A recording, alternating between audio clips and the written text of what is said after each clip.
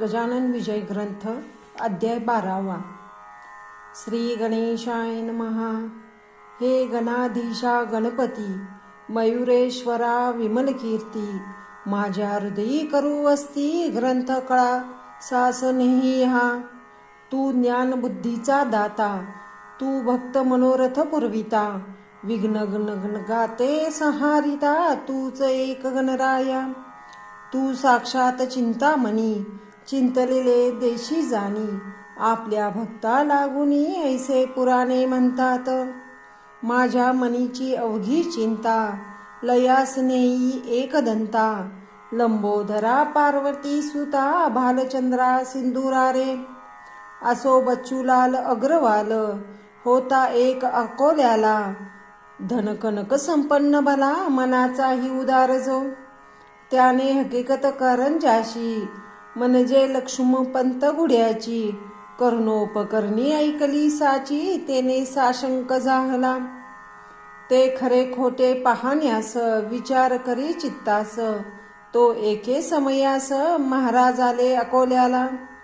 येऊन बच्चूलाला घरी, बैसते आले ओट्यावरी, की गजानने साक्षात्कारी, भक्त आपले जाणून. बच्चूलाल आनंद झाला, तो समर्थासी ऐसे वदला, आज गुरुराया वाटते मला, आपली पूजा करावी. ऐसे ऐकता भाषण, समर्थे तुकविली मान, जे साक्षात असे चिन्ह, श्रोते संमती दिल्याचे. बच्चूलालाने तयारी तात्काळ केली ओट्यावरी, षोडोपचारे अत्यांदरी, पूजन करी आरंभले. प्रथमता घातले मंगल स्नान, नानाविध उठणी लावून, मग करविले परिधान, वस्त्रे पितांबर जरीचा, साल जोडी अंगावरी, बहुमोल घाली काश्मीरी, एक जरीचा रुमाल शिरी, अभस्मे आणूनी बांधिला. गोफ घातिला गळ्यात, सलकडी घाती हातात, करांच्या दाही बोटात, मुद्रिका घातल्या नाना परी. बहुमोल हिऱ्याची, वामकरी घातली पौची, रत्नजडित कंठ्याची, कंठी शोभा विशेष.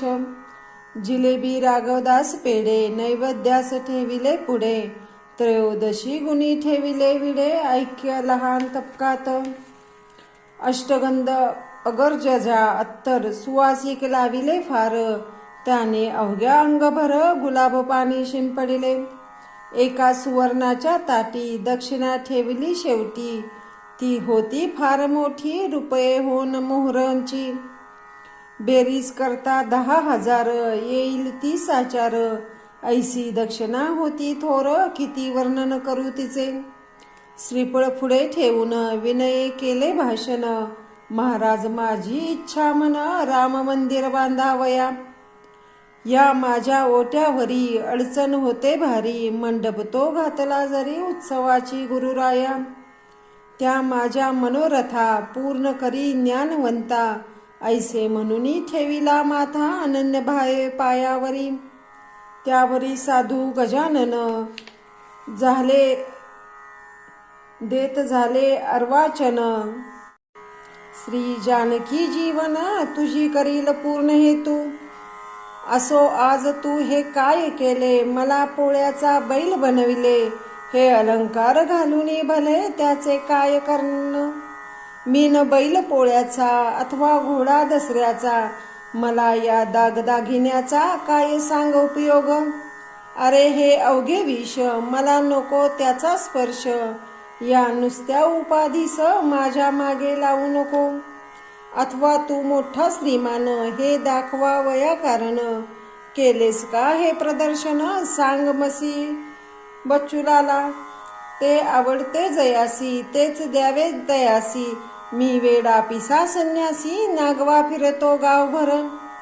हे अवघे तुझे तुला लखलाभ असो बच्चूलाला, तुझा प्रापंचिकाला या द्रव्याची जरुरी. माझा यजमान भीमा तटी, उभा विटेरी जगजेठी, तो काय माझ्यासाठी हे वैभव द्याया तयार नसे. ऐसे म्हणून काढिले दागिने अंगावरचे भले, चहू बाजूच फेकिले वस्त्रांची तीच गती. 2 पेढे खाऊन निघून गेले गजानन. हा प्रकार अवलोकून केला शोक अकोल्यात बहुतांनी. त्यात काही कारंज्याचे लोक हजर होते साचे. ते म्हणती आपल्या वाचे अभागी आमचा लक्ष्मण. त्याने बच्चूलाला परी पूजा केली आपल्या घरी. परी कचरला अंतरी मोहधनाचा धरून. वर घडीचे भाषण केले विनय दाखवून.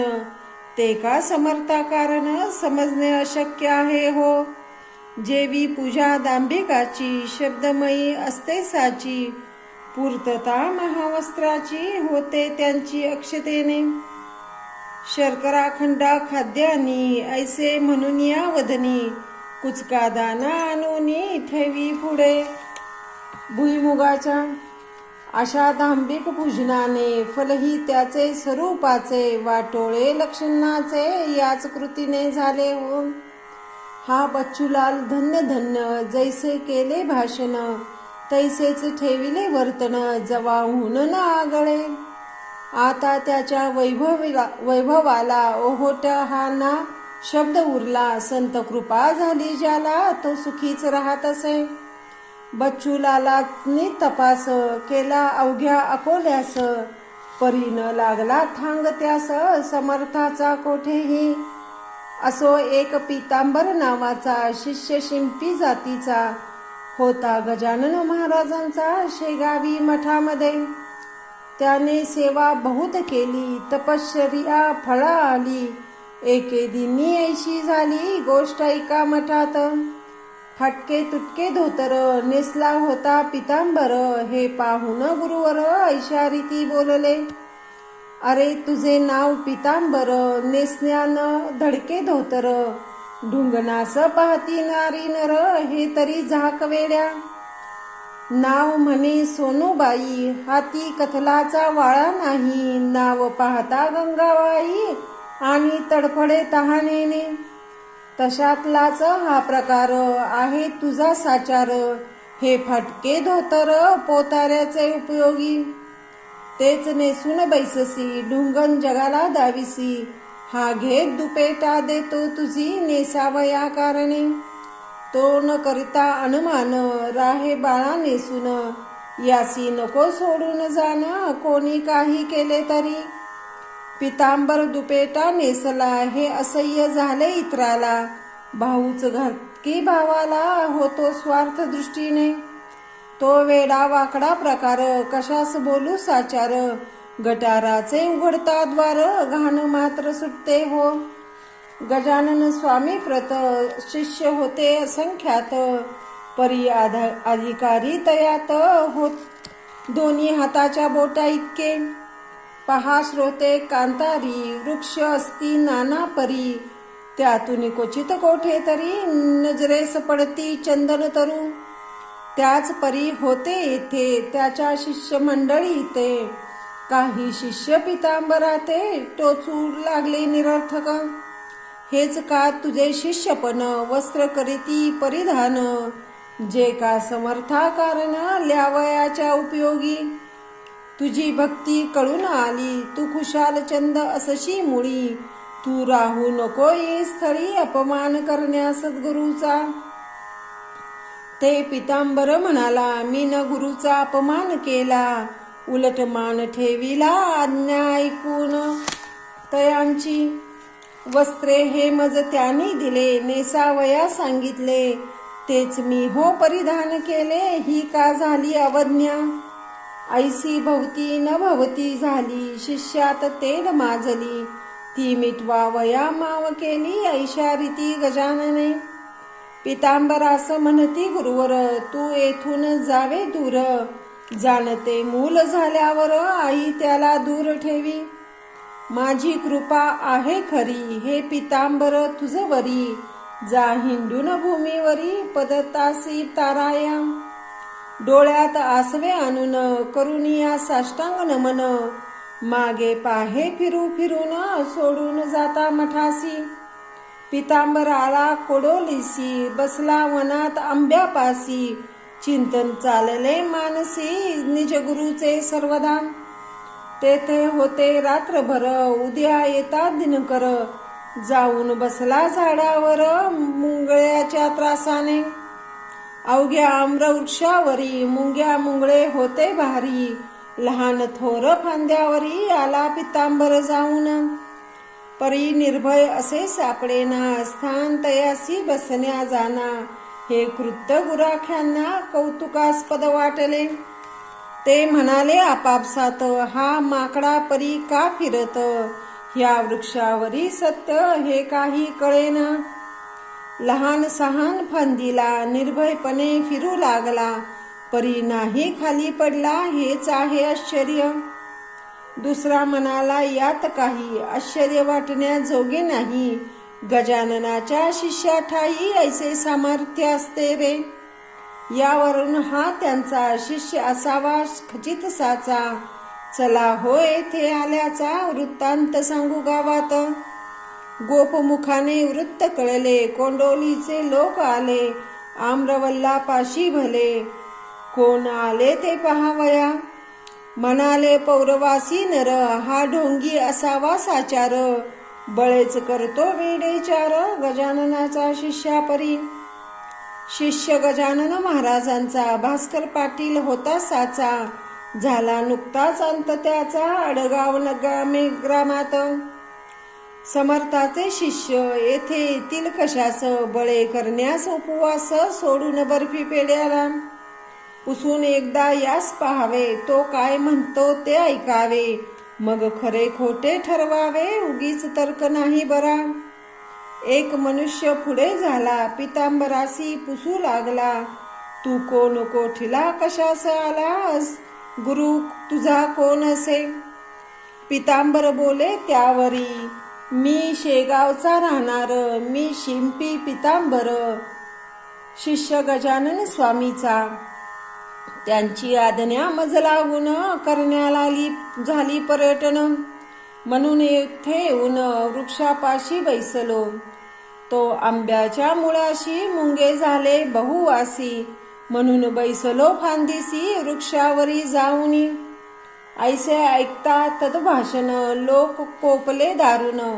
अरे मोठ्यांचे नाव सांगून चेष्टा ऐसा करू नको. काय म्हणे मी राजाची, राणी आवडती आहे साची. खळगी भरण्या पोटाची आले मजुरी करावया. देशमुख त्या गावीचा श्यामराव नामे साचा. तो बोलला ऐसी वाचा, अरे सोंगड्यात ऐक हे. स्वामी समर्थ गजानन प्रत्यक्ष आहे भगवान. त्यांचे नाव सांगून बट्टा त्यांना लावू नको. अरे वेड्या ऐक्या काळी त्यांनी ऐसी कृती केली. ऋतू नसता आणवली फळे आम्रवृक्षाला. त्यांनी फळे आणवली, तू नुसती पाने आण भली.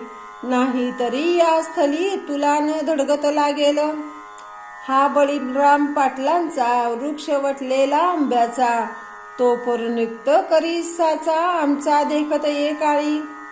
ऐसे न जरी करशील तरी मार खाशील. खरा असल्यास होशील वंद्य आम्हा कारणे. काकी शिक्षे सद्गुरूचे, काही अशी निघती साचे.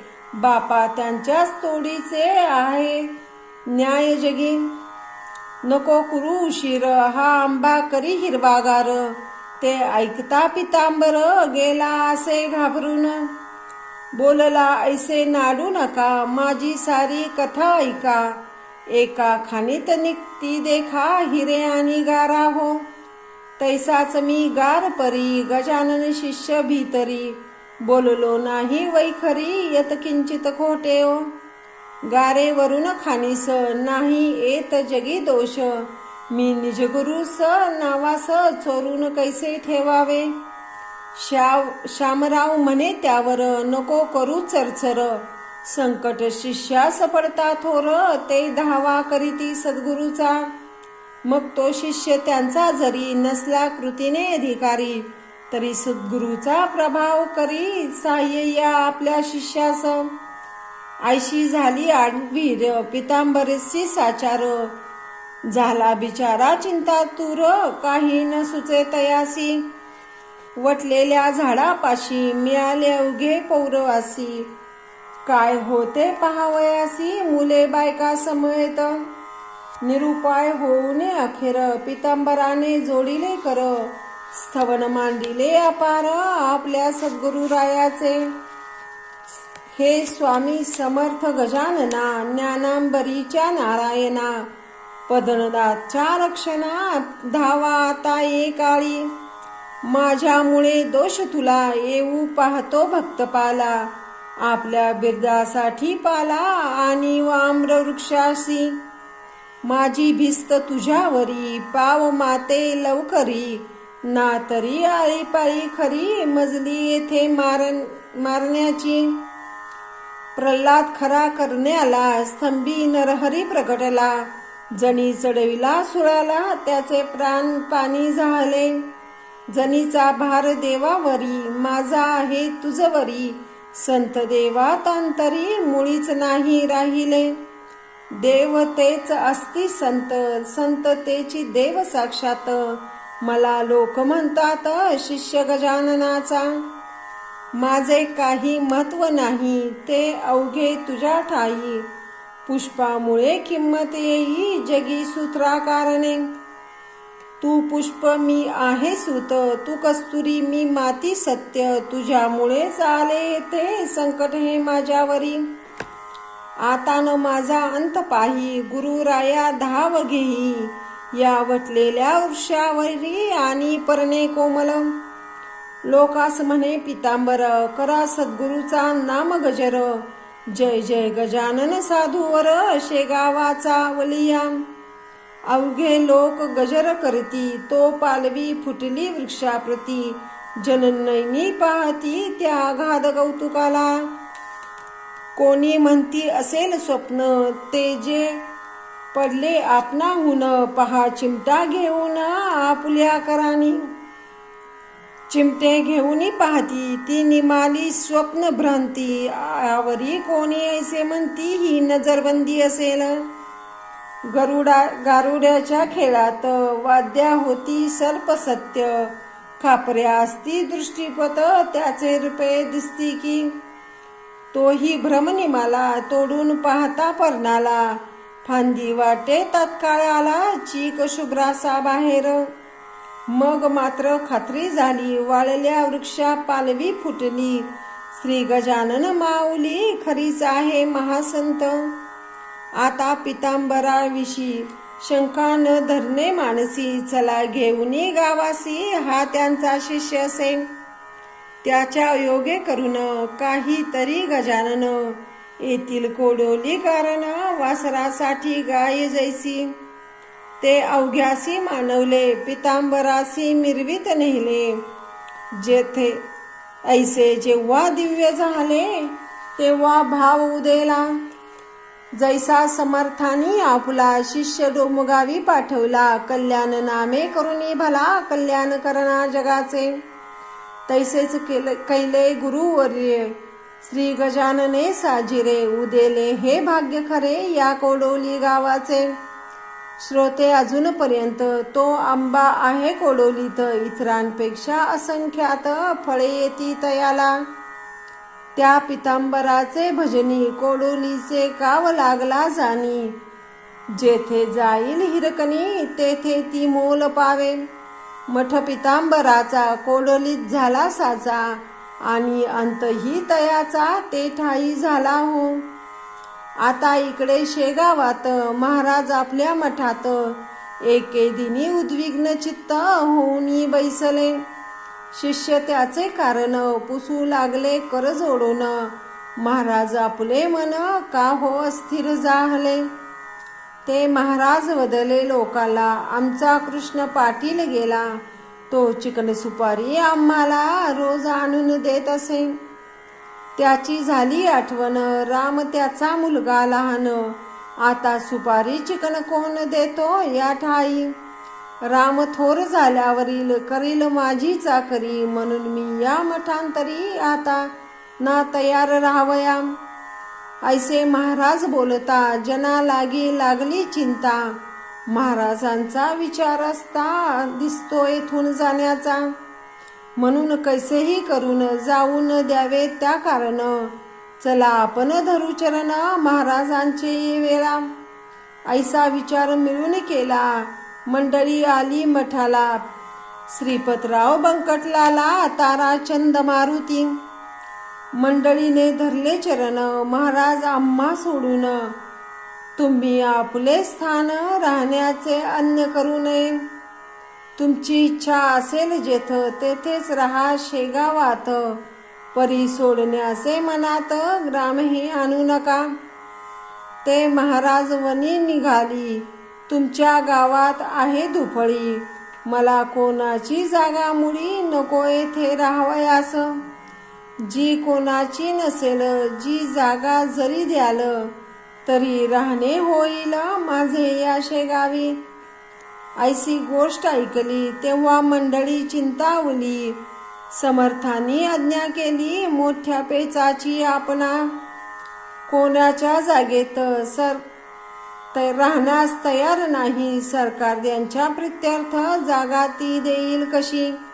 भूषण आपल्या साधूंचे सरकारास नाही साचे. बंकटलाल बोलला वाचे ऐसे संकट घालू नका. सरकार धार्मिक कृत्याला जागा देईल हा न उरला भरवसा तो आम्हाला हे राज्य परक्यांचे. म्हणून आम्हापैकी कोणाची जागा घ्या मागून साचे. आहे तयार आमुची ती आम्हा द्यावयासी. समर्थ केले भाषण काय हे तुमचे अज्ञान. जमिनीची मालकी पूर्ण आहे सच्चिदानंदाची. राजे कित्येक भूमीवर आजवरी झाले तरी जगाची कशाची सरकारी हिच्या मालक पांडुरंग. व्यावहारिक दृष्ट्या मालकपण येते राजा लागून.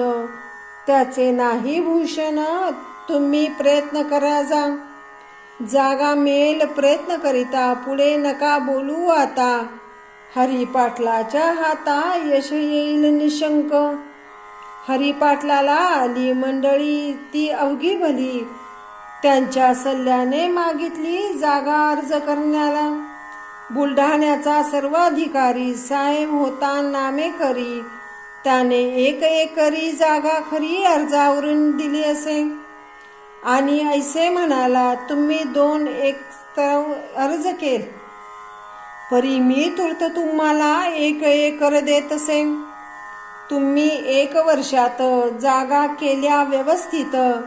तुमचा मी पूर्वीन हेत जागा अनिक देऊन या. तो ठराव सरकारचा आहे दप्तरी नमूदसाचा. समर्थाच्या वाणीचा प्रभाव खचित लोकोत्तर. मग हरिपाटील बंकटलाल निघते झाले वर्गणीला. द्रव्य निधी क्षणात जमला आणि काम सुरू झाले. या पुढील अवघे वृत्त येईल पुढल्या अध्यायात. सत्पुरुषाचा पुरविण्यात हेत देवर आहे तत्पर सदा. विठू पाटील डोंगरगावचा. लक्ष्मण पाटील वाडेगावचा. जगू आबा शेगावचा हे पुढारी वर्गणीचे. श्री दासगणू विरचित श्री गजानन विजय नामे ग्रंथ. ऐका श्रोते सवाचित्त निज कल्याण व्हावया. शुभम भवतु. श्री हरिहरार्पणमस्तु. इति श्री गजानन विजय ग्रंथस्य 12ोऽध्याय समाप्तम्.